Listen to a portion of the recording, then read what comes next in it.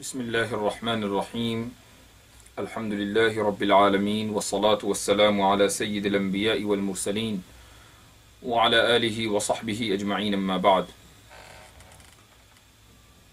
قرآن کریم کا 18واں جز شروع ہو رہا ہے. اللہ سبحانہ وتعالی کا ارشاد ہے: اعوذ باللہ من الشیطان الرجیم بسم اللہ الرحمن الرحیم قد افلح المؤمنون الذین هم فی صلاتهم خاشعون.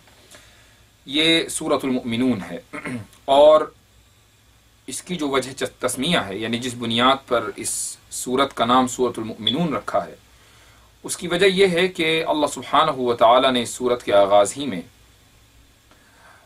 مؤمنین کی صفات بیان فرمائی ہیں اور مؤمنین کی 7 صفات بیان کی ہیں، اور یہ بیان کیا ہے کہ جو شخص ان 7 صفات کا، خصوصیات کا، کریکٹرسٹکس کا حامل ہوگا وہی کامیاب ہے. قد افلح المؤمنون. اور وہ 7 صفات کیا ہیں؟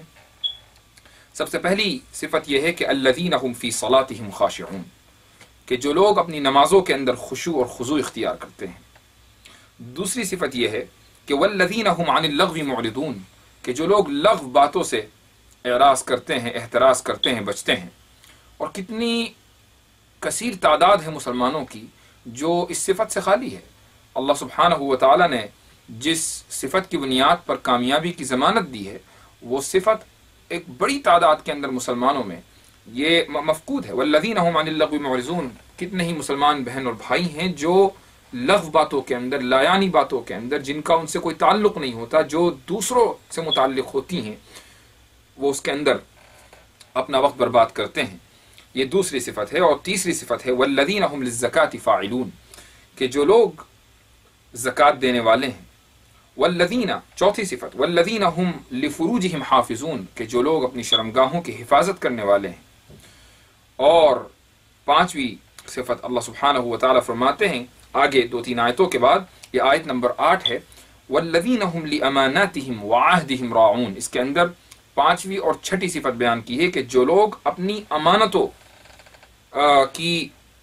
کا خیال رکھنے والے ہیں، اور وعہدہم، اور جو لوگ اپنے وعدوں کا خیال رکھنے والے ہیں، اپنے معاہدوں کا خیال رکھنے والے ہیں اور پاسداری کرنے والے ہیں، امانت دار ہیں اور عہد و میثاق کے پابند ہیں. اور 7ویں صفت ہے والذین هم علی صلواتہم یحافظون، کہ جو لوگ اپنی نمازوں کی پابندی کرنے والے ہیں، حفاظت کرنے والے ہیں. تو جو شخص ان 7 صفات سے حامل ہوگا، نماز پڑھے گا، اور نہ صرف یہ کہ نماز پڑھے گا بلکہ پابندی سے پڑھے گا اور خشوع و خضوع کے ساتھ پڑھے گا، اور نماز کے ساتھ ساتھ زکوٰۃ بھی ادا کرے گا اور اپنی شرمگاہ کی حفاظت کرے گا، لایانی باتوں سے بچے گا، امانت دار ہوگا اور عہد و میثاق کی پابندی کرے گا، وہی شخص کامیاب ہے.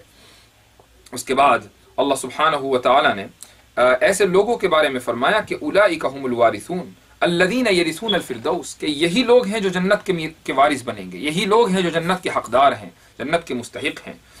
اور اس کے بعد اللہ سبحانہ وتعالی نے اپنی قدرت کاملہ اور انسان کی تخلیق میں اپنی بے مثال صناعی کا بیان کیا ہے. ارشاد باری ہے آیت نمبر 12: وَلَقَدْ خَلَقْنَا الْإِنسَانَ مِنْ سُلَالَةٍ مِّن طِينٍ ثُمَّ جَعَلْنَاهُ نُطْفَةً فِي قَرَارٍ مَّكِينٍ، کہ ہم نے انسان کو مٹی کے خلاصے سے بنایا ہے. یہ ہماری قدرت اور ہماری صناعی کی مثال ہے. قدرت کاملہ کی سب سے بڑی دلیل ہے کہ ہم نے انسان کو مٹی کے خلاصے سے بنایا ہے. اور اس کے بعد پھر تخلیق کے دوسرے مراحل کا ذکر کیا ہے. اور اس کے بعد قیامت کا تذکرہ اللہ سبحانہ وتعالی نے فرمایا کہ ثم انکم یوم القیامت تبعثون، جس طرح ہم نے تمہیں اب پیدا کیا، اسی طریقے سے قیامت کے دن میں مرنے کے بعد تمہیں اٹھایا جائے گا.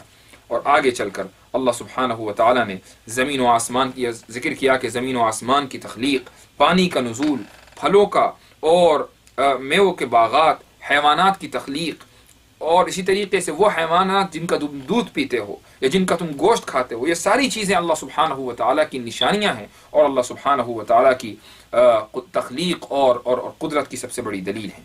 اس کے بعد اللہ سبحانہ وتعالی نے حضرت نوح علیہ السلام کا قصہ ذکر کیا، اور پھر عاد کا، قوم سمود کا، اور بہت اختصار کے ساتھ حضرت موسیٰ علیہ السلام کا تذکرہ کیا گیا ہے. اور آگے چل کر اہل جنت، یا یوں کہہ لیجئے کہ مؤمنین، اہل ایمان اور اہل کفر کا تذکرہ کیا ہے. اہل ایمان کے بارے میں یہ آیت نمبر 57 ہے. اللہ سبحانہ وتعالی فرماتے ہیں کہ ان الذین هم من خشیت ربهم مشفقون، کہ جو اہل ایمان ہیں ان کی علامت یہ ہے کہ وہ اپنے رب کی ہیبت سے ڈرتے ہیں، یعنی ان کے دلوں کے اندر خوف خدا ہے، ان کے دلوں کے اندر خشیت ہے اللہ سبحانہ و تعالیٰ کی. تو ان الذین هم من خشیت ربهم مشفقون والذین هم بآیات ربهم یؤمنون، اسی طریقے سے وہ اپنے رب کی آیتوں کے اوپر اور نشانیوں کے اوپر ایمان رکھتے ہیں. والذین هم بربهم لا یشرکون، جو اپنے رب کے ساتھ شرک نہیں کرتے. والذین یؤتون ما آتوا وقلوبهم وجلۃ انہم الی ربهم راجعون، اور جو اللہ نے ان کو دیا ہے وہ اس میں سے اللہ کی راہ کے اندر خرچ کرتے ہیں. تو یہ اہل ایمان کا تذکرہ ہوا، اور اس کے بعد آگے چل کر چند آیتوں کے بعد کفار کا تذکرہ ہے کہ دوسری طرف کفار ہیں کہ جن کے دل اللہ سبحانہ و تعالیٰ کی یاد سے غافل ہیں، وہ لایانی کاموں کے اندر منہمک ہیں. اور اس کے بعد اللہ سبحانہ و تعالیٰ فرماتے ہیں آیت نمبر 64 حتی اذا اخذنا مترفیہم بالعذاب اذا هم یجأرون، کہ جب ہم ان کے آسودہ حال لوگوں کو اپنی گرفت کے اندر اور اپنی پکڑ کے اندر لیں گے تو یہ لوگ چلانے لگیں گے. اس وقت ہم سے اذا هم یجأرون، یہ لوگ چلانے لگیں گے، اس وقت ہم ان سے کہیں گے کہ لا تجأروا اليوم، آج مت چلاؤ، انکم منا لا تنصرون، آج تمہاری کوئی مدد نہیں کی جائے گی. اس طریقے سے اللہ سبحانہ و تعالیٰ نے جنتیوں کا اور جہنمیوں کا ذکر کرنے کے بعد پھر اپنی نعمتیں اور اپنی نشانیوں کا تذکرہ کیا، اور آگے چل کر آیت نمبر 101 میں اللہ سبحانہ و تعالیٰ سور پھونکے جانے کا تذکرہ فرماتے ہیں. فَإِذَا نُفِخَ فِي الصُّورِ فَلَا أَنْسَابَ بَيْنَهُمْ يَوْمَئِذٍ وَلَا يَتَسَاءَلُونَ، کہ جب سور پھونکا جائے گا تو ساری رشتہ داریاں دھری کی دھری رہ جائیں گی، ساری رشتہ داریاں ختم ہو جائیں گی. نہ باپ بیٹے کا رہے گا، نہ بیٹا باپ کا، نہ ماں اولاد کے لیے اور اپنی اس اولاد کے لیے کہ جس کے لیے وہ زندگی گزارتی ہے، جیتی ہے، اس کے کام آئے گی، اور نہ ہی اولاد اپنے والدین کی. فلا انصاب، نسب کی کوئی حیثیت اس دن نہیں رہے گی.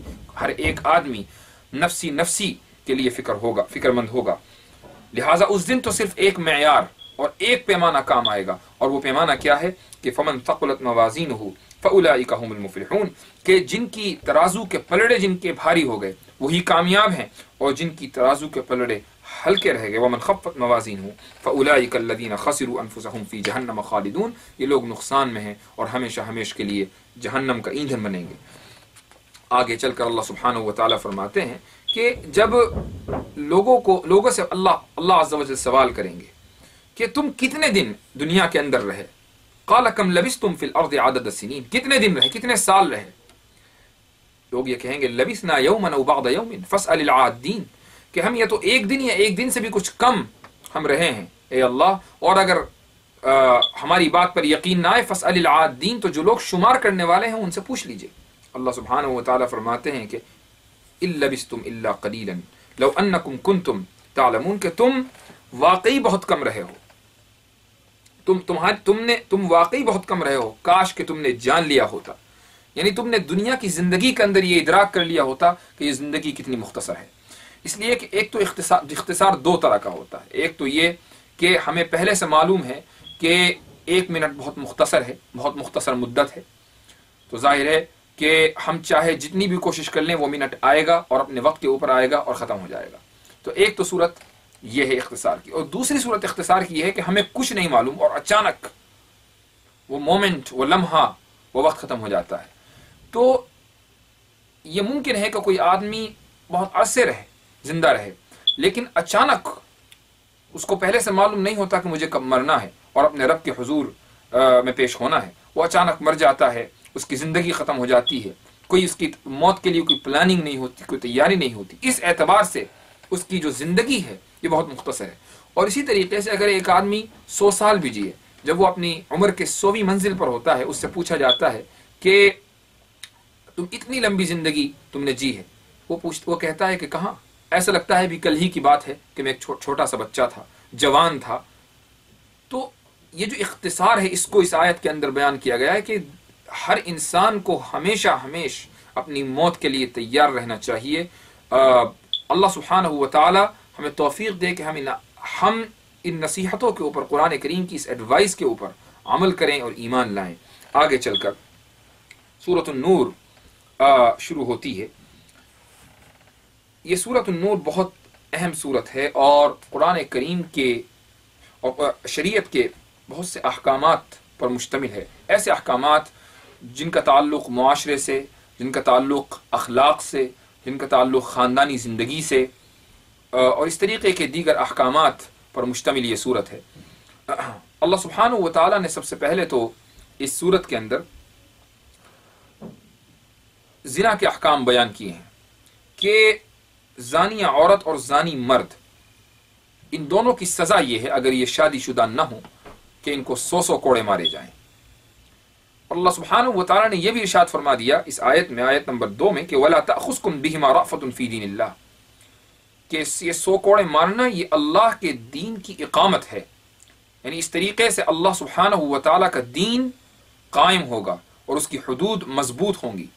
اگر سزا کے تعلق سے کسی کے دل میں کوئی نرم گوش آ گیا اور وہ مجرم کے ساتھ سمپتی اور ہمدردی دکھائے اور یہ کہے کہ نہیں میں اس کو معاف کرتا ہوں، تو یہ غلط ہے۔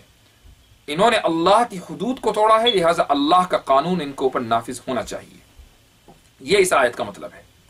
اس کے بعد اللہ سبحانہ و تعالیٰ نے دوسرا حکم جو اس صورت کے اندر بیان کیا وہ یہ کہ اگر کوئی شخص کسی پاک دامن پر زنا کی تہمت لگاتا ہے تو یہ تہمت اس وقت تک جرم کی صورت اختیار نہیں کرے گی یا اس وقت تک اس کو قابل اعتنا نہیں سمجھا جائے گا جب تک وہ شخص یعنی دعویٰ کرنے والا یا تہمت لگانے والا 4 گواہ پیش نہ کر دے۔ اور اگر وہ 4 گواہ پیش نہیں کر سکا اور اس کے باوجود وہ کسی شخص کے اوپر تہمت لگا رہا ہے تو تہمت لگانے والا شخص خود سزاوار ٹھہرے گا، خود اس کے اوپر سزا نافذ کی جائے گی، اور وہ سزا ہے فجلدوہم 80 جلدہ، ان کو بھی 80 کوڑے مارو، اور ان کی شہادت کبھی قبول نہ کرو چونکہ ایسے لوگ فاسق ہیں۔ یہ دوسرا حکم ہے۔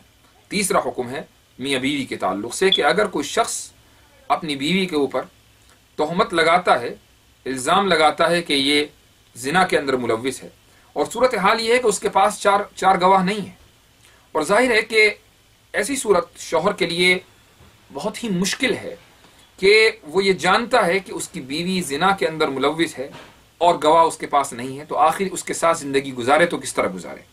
تو شریعت نے اس کا حل بھی یہ پیش کیا ہے کہ اس کی صورت یہ ہے کہ وہ 4 مرتبہ یہ گواہی دے کہ خدا کی قسم وہ سچ بول رہا ہے، اور 5ویں مرتبہ وہ یہ کہے کہ اللہ کی لعنت ہو اس کے اوپر اگر وہ جھوٹ بولے۔ اب بیوی کو بلایا جائے گا اور وہ 4 مرتبہ یہ گواہی دے گی کہ خدا کی قسم یہ شخص جھوٹ بول رہا ہے، اور 5ویں مرتبہ یہ کہے گی کہ اللہ کا غضب ہو اس کے اوپر اگر وہ شخص سچا ہو اور یہ جھوٹی ہو۔ تو اس طریقے سے اللہ سبحانہ و تعالیٰ نے یہ حل پیش کیا۔ لہٰذا اب اگر اس کو کہا جاتا ہے لعان، یہ لعان کا پروسیس جو ہے اگر یہ ہو جائے اور میاں بیوی کی طرف سے قسموں کا تبادلہ ہو جائے تو اب قاضی کے لیے ضروری ہے کہ وہ ان دونوں کے درمیان تفریق کرا دے، دونوں ہمیشہ کے لیے سیپریٹ ہو جائیں گے اور ان کے درمیان تفریق ہو جائے گی۔ اور اگر بیوی قسم کھانے سے انکار کر دیتی ہے تو اس کا مطلب یہ ہے کہ عدالت کی نظر میں بیوی قابل سزا ہے اور مجرم ہے۔ اس کے بعد ایک مشہور واقعہ جو سیرت اور تاریخ کی کتابوں میں ہے اور اس واقعے کو واقعہ افک کہا جاتا ہے، یہ واقعہ اس صورت کے اندر مذکور ہے۔ اختصار کے ساتھ یہاں بھی ہم اس واقعے کو ذکر کرتے ہیں۔ دراصل یہ قصہ ہے غزوہ بنی المصطلق کا، یا اس غزوے کا دوسرا نام ہے غزوہ مریسیع۔ یہ غزوے سے نبی کریم صلی اللہ علیہ وسلم واپس تشریف لا رہے تھے، ساتھ میں امہات المؤمنین میں سیدہ عائشہ رضی اللہ عنہا بھی رفیق سفر تھیں۔ قافلے نے ایک جگہ پڑاؤ کیا رات میں، اور قافلے کے کوچ کرنے سے پہلے حضرت عائشہ رضی اللہ عنہا اپنی سواری سے اتر کر ضروریات سے فارغ ہونے کے لیے تھوڑا دور تشریف لے گئیں۔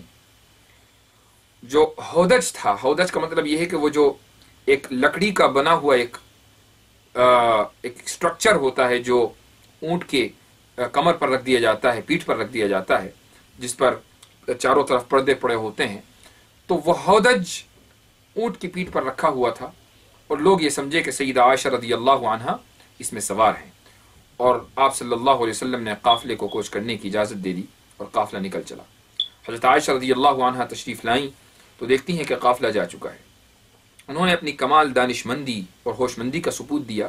جس جگہ قافلہ تھا وہ اسی جگہ چادر اوڑھ کر بیٹھ گئی، یہ خیال کر کے کہ جب لوگ ان کو نہیں پائیں گے تو ظاہر ہے کہ لوٹ کر وہیں آئیں گے. اتنے میں پیچھے سے حضرت صفوان رضی اللہ عنہ تشریف لائے. نبی کریم صلی اللہ علیہ وسلم کی عادت مبارکہ تھی کہ آپ صلی اللہ علیہ وسلم کسی صحابی کو مامور فرما دیا کرتے تھے کہ وہ قافلے سے پیچھے چلے، تاکہ اگر قافلہ کہیں پڑاؤ کر رہا ہے اور وہاں سے کوچ کرنے کے بعد اگر قافلے کی کوئی چیز پیچھے رہ گئی تو جو شخص پیچھے آنے والا ہے، بعد میں آ رہا ہے، وہ اس چیز کو اٹھا لے اور لے آئے. اب حضرت صفوان رضی اللہ عنہ وہاں پہنچے تو دیکھا کہ ایک عورت چادر اوڑھے لیٹی ہوئی ہے. وہ قریب آئے اور دیکھا تو پہچان گئے کہ سیدہ عائشہ رضی اللہ عنہا ہیں، اور وجہ اس کی یہ ہے کہ انہوں نے پردے کے نزول سے پہلے، حجاب کے حکم کے نازل ہونے سے پہلے حضرت عائشہ رضی اللہ عنہا کو دیکھا تھا. انہوں نے زور سے انا للہ پڑھا. حضرت عائشہ رضی اللہ عنہا اچانک بیدار ہو گئیں اس آواز سے اور انہوں نے اپنا چہرہ ڈھک لیا. حضرت صفوان نے کچھ نہیں کہا، حضرت عائشہ نے کچھ نہیں کہا. حضرت صفوان نے اپنا اونٹ بٹھایا، حضرت عائشہ اس کے اوپر بیٹھ گئیں اور وہ اونٹ لے کر چلے اور قافلے کے اندر، مدینے میں داخل ہونے سے پہلے قافلے کے اندر شامل ہو گئے.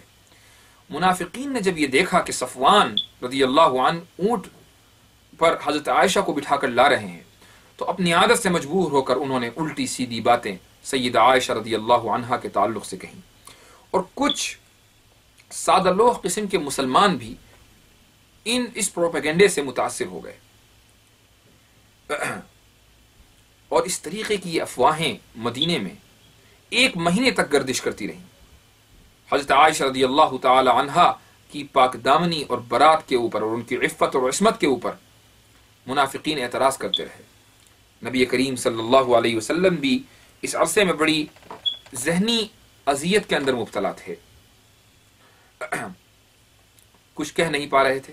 حضرت عائشہ رضی اللہ عنہا نے کچھ نہیں کہا، نبی کریم صلی اللہ علیہ وسلم نے کچھ نہیں کہا. حضرت عائشہ کچھ دن کے بعد آپ صلی اللہ علیہ وسلم کی اجازت سے اپنے گھر اپنے والدین کے ہاں تشریف لے گئیں اور فکر اتنی تھی کہ اس کے اندر بیماری میں مبتلا ہو گئیں. اور ایک دن نبی کریم صلی اللہ علیہ وسلم حضرت عائشہ رضی اللہ عنہا کے گھر، یعنی ان کے والدین کے گھر تشریف لائے اور فرمایا کہ عائشہ، تمہارے متعلق مجھے جو خبر پہنچی ہے، اگر تم بری ہو تو اللہ سبحانہ و تعالیٰ تمہاری برات کا اظہار فرما دے گا، اور اگر تم سے کوئی لغزش سرزد ہوئی ہے تو توبہ کرو، استغفار کرو. حضرت عائشہ فرماتی ہیں کہ یہ سن کر میری آنکھوں کے آنسو خشک ہو گئے. اور ظاہر ہے کہ ایک بہت بڑی بات تھی کہ ایک پاک دامن، ایک ایسی بری الذمہ خاتون کہ جس کا شوہر کوئی اور نہیں، خود سرور دو عالم صلی اللہ علیہ وسلم، سرور کائنات صلی اللہ علیہ وسلم ہے. ان کو یہ امید تھی کہ نبی کریم صلی اللہ علیہ وسلم آ کر یہ کہیں گے کہ تم بری ہو. وہ یہ سننا چاہ رہی تھی، لیکن اس کے باوجود نبی کریم علیہ الصلوۃ والسلام نے اس طرح بات کی کہ اگر تم بری ہو تو اللہ برات کا اظہار کر دیں گے. یہاں تک تو کوئی حرج نہیں تھا، لیکن اگر تم سے لغزش سرزد ہوئی ہے، کوئی لغزش تم سے سرزد ہوئی ہے تو تم توبہ کرو، استغفار کرو. یہاں حضرت عائشہ رضی اللہ عنہا کو مزید یعنی فکر کے اندر مبتلا ہو گئی کہ کہیں نبی کریم صلی اللہ علیہ وسلم بھی تو وہی بات نہیں سوچ رہے ہیں. حضرت عائشہ رضی اللہ عنہا نے پہلے اپنے والدین کی طرف دیکھا کہ وہ جواب دیں، لیکن والدین نے معذرت کر دی. پھر حضرت عائشہ رضی اللہ عنہا نے خود کہا. اور ظاہر ہے کہ نبی کریم صلی اللہ علیہ وسلم وہ کسی اور کی نہیں بلکہ خود نبی کریم صلی اللہ علیہ وسلم کی زوجہ محترمہ تھی، ام المؤمنین تھی. اس لیے ان کا جو جواب تھا وہ بھی کوئی معمولی جواب نہیں تھا، بلکہ نہایت حکیمانہ، مدبرانہ، عالمانہ جواب تھا. وہ یہ فرماتی ہیں کہ اگر میں یہ کہوں کہ میں بے گناہ ہوں اور واقعی میں بے گناہ ہوں، صورتحال یہی ہے کہ میں بے گناہ ہوں، تو آپ لوگ نہیں مانیں گے. اور اگر میں نے بغیر کسی وجہ کے اعتراف کر لیا اس غلطی کا جو مجھ سے سرزد ہو ہی نہیں، تو آپ فوراً مان لیں گے. صورتحال یہ ہے، پروپیگنڈے کا اثر یہ ہے. اس کے بعد وہ فرماتی ہے کہ میں نے تو اپنا معاملہ اپنے رب کی طرف، اپنے رب کے سپرد کر دیا، اور مجھے یقین ہے کہ میرا رب میری برات کا اظہار فرمائے گا۔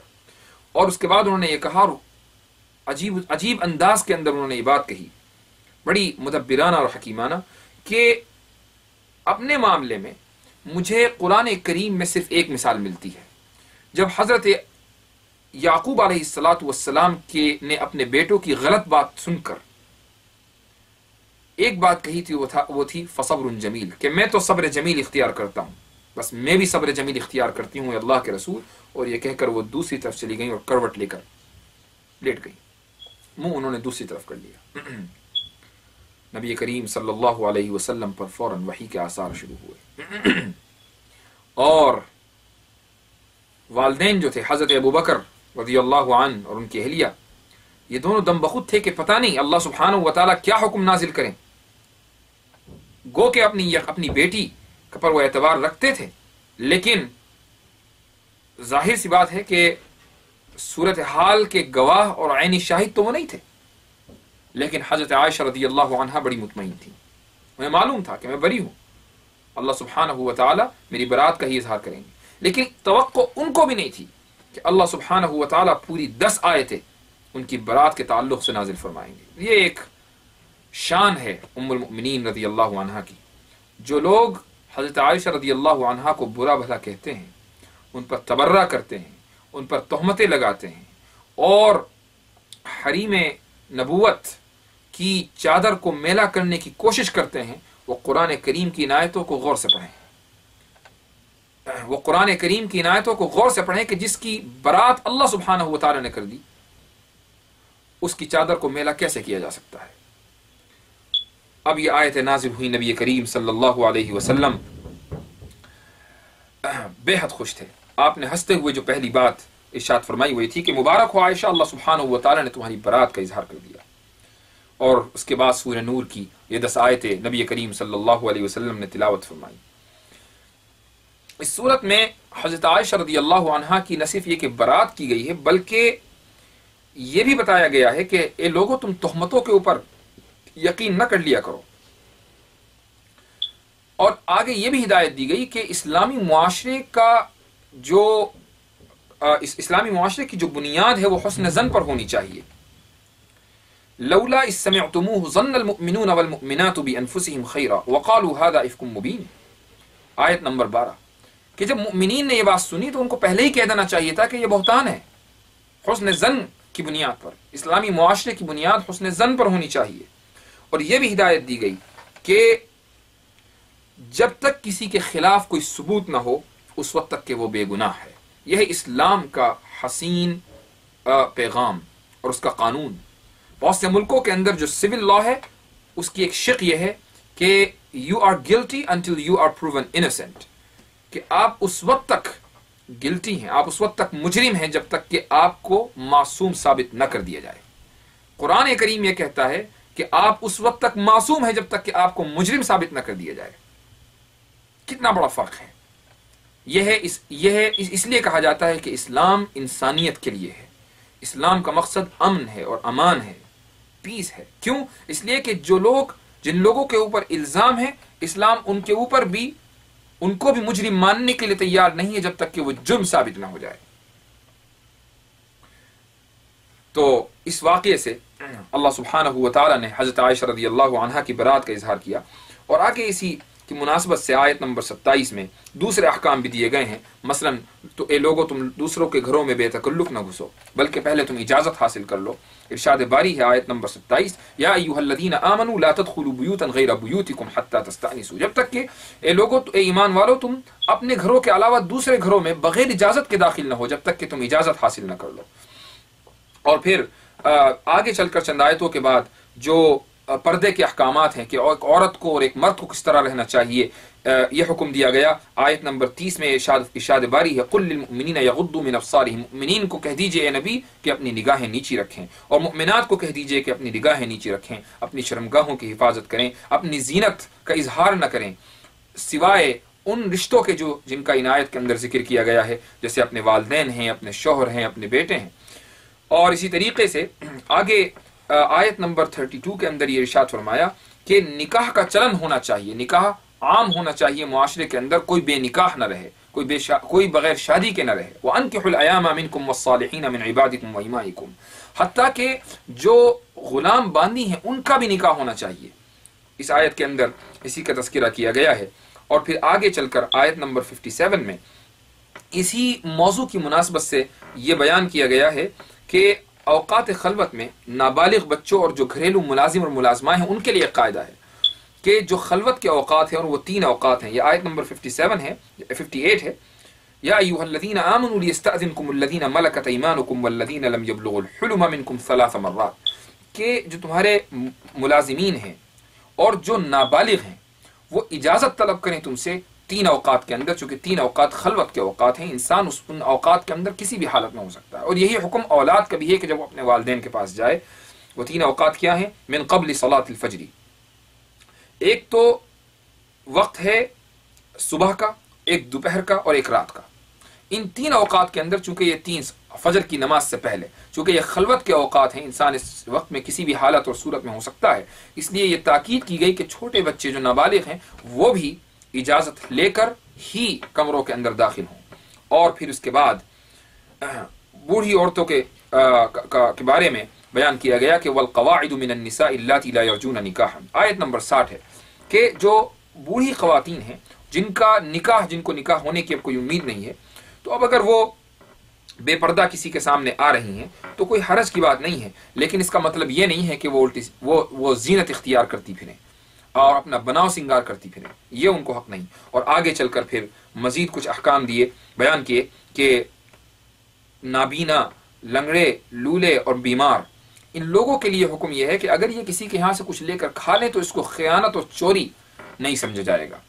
اور اسی طریقے سے کچھ رشتہ داروں کے بارے میں کہ اگر تم اپنے والدین کے گھر میں، اپنی اولاد کے گھر میں، اپنے ماموں کے گھر میں، اپنی پھوپھیوں کے گھر میں، اپنے چچاؤں کے گھر میں بغیر اجازت ان کے ہاں سے کچھ کھا لیتے ہو تو اس میں کوئی حرج کی بات نہیں، بلکہ یہ تو محبت کے اندر اضافے کا سبب ہے۔ اور اس طریقے کے گھریلو اور معاشرتی اور اخلاقی احکامات کے ساتھ یہ سورہ ختم ہوتی ہے، اور اگلی سورۃ الفرقان شروع ہوتی ہے۔ سورۃ الفرقان میں یہ شروع ہوتی ہے اس آیت سے کہ تبارک الذی نزل الفرقان علی عبدہ لیکون للعالمین نذیرا۔ اس سورت کے اندر ان شبہات اور اعتراضات کا جائزہ لیا گیا ہے جو قرآن کریم پر، نبی کریم صلی اللہ علیہ وسلم پر اور آپ صلی اللہ علیہ وسلم کی تعلیمات پر کفار مکہ کی طرف سے وارد ہوتے تھے۔ قرآن کریم نے ان اعتراضات کا جائزہ لیا اور ان کا وافی اور شافی جواب دیا، کہ مثال کے طور پر کفار کا یہ اعتراض تھا کہ نبی کے اوپر خزانہ آسمان سے کیوں نازل نہیں ہوتا، یا یہ کیسے رسول ہیں جو کھانا بھی کھاتے ہیں، بازاروں میں بھی چلتے ہیں، کوئی فرشتہ ہونا چاہیے تھا جو اللہ کا پیغام لے کر آتا، آخر ہم میں کا ہی ایک شخص اللہ کی طرف سے پیغام کیسے لا سکتا ہے؟ تو اللہ سبحانہ و تعالیٰ نے اس طریقے کے اعتراضات کا اس صورت کے اندر جواب دیا ہے، اور اس طرح یہ قرآن کریم کا 18واں جز اپنے اختتام کو پہنچتا ہے۔ جزاکم اللہ خیر الجزاء، وآخر دعوانا ان الحمد للہ رب العالمین۔